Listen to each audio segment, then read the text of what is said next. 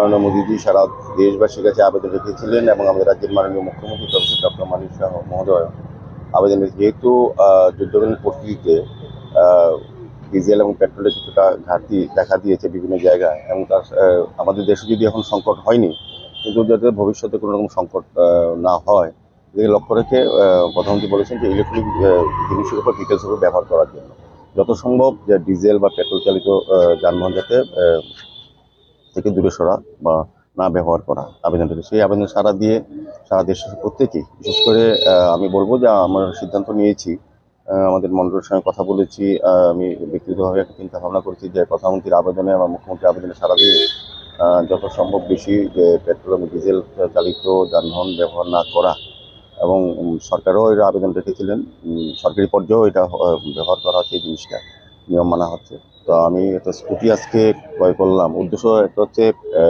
এটা পরিবেশ বান্ধব প্রথমত ইলেকট্রনিক্স একদম পরিবেশ রক্ষার ক্ষেত্রে এটা একটা বিরাট একটা গুরুত্বপূর্ণ ভূমিকা গ্রহণ করবে। আর দ্বিতীয়ত হচ্ছে রাজনৈতিক কারণে আমি দেখলাম যে আমার রামনগর বিধানসভার বিধায়ক আমি আগরতলা পৌর নিগম মেয়র যেরকম রামনগর বিধানসভার বিধায়ক। তো রামনগর বিধানসভার মানুষের সঙ্গে যোগাযোগ করতে গেলে দেখা যায় বিভিন্ন সময় গাড়ি নিয়ে অনেক জায়গায় যাওয়া যায় না, ছোট ছোট গলি আছে। সেই কারণে আমি সিদ্ধান্ত নিলাম যে রাজনৈতিক যখন কোনো কর্মকাণ্ডে যাব আমার ব্যক্তিগত স্কুটি ব্যবহার করব রাজনৈতিক কাজে। সম্পূর্ণভাবে রামনগর বিধানসভার প্রতিটি জায়গায় মানুষের সঙ্গে মিশবো, যাবো যখন জনসম্পর্ক তৈরি হবে বা কোনো প্রয়োজনে যাব বা যারা ডাকবেন বা আমার প্রয়োজন মনে করবো যে তার সঙ্গে দেখা করা উচিত বা যাওয়া উচিত এই বিভিন্ন সমস্যার সম্বন্ধে অবহিত হওয়ার জন্য হোক বা সমাধানের জন্য হোক, তো আমি যাওয়ার পরিকল্পনা করছি। এটা আমাদের মণ্ডল থেকে সিদ্ধান্ত নেওয়া হয়েছে যে প্রতিদিন সকাল 8টার থেকে সকাল 11টা অবধি আমাদের মণ্ডল সভাপতি ফোন নাম্বার থাকবে, আমাদের বুথ সভাপতির ফোন নাম্বার থাকবে, আমার থাকবে।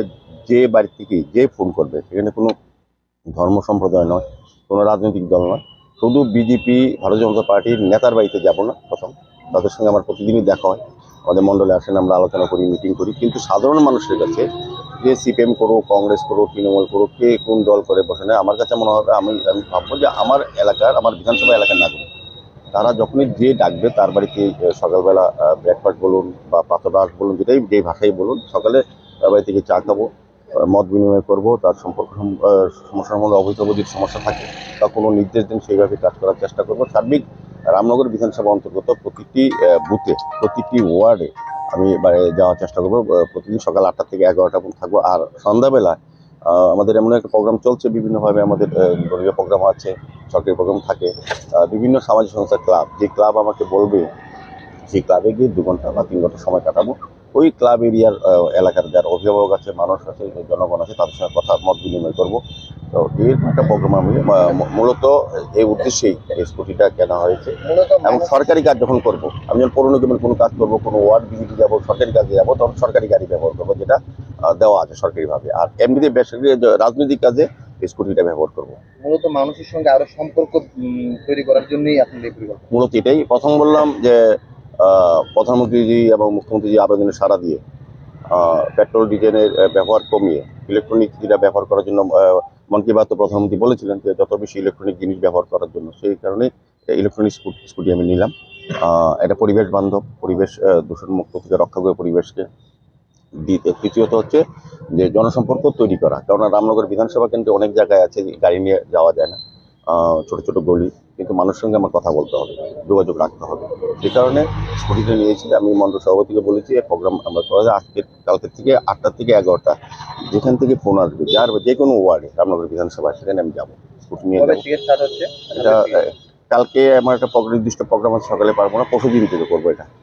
একদম আজকে যারা ফোন করবেন যেখানে সে কোন দলে কোন ব্যক্তির দরকার নেই, আমার হচ্ছে আমার বিধানসভা এলাকার নাগরিক, শহরের নাগরিক বা রাজ্যের নাগরিক, তার ওনার সঙ্গে আমি দেখা করবো, যেভাবে হোক, যেই দলই করুক।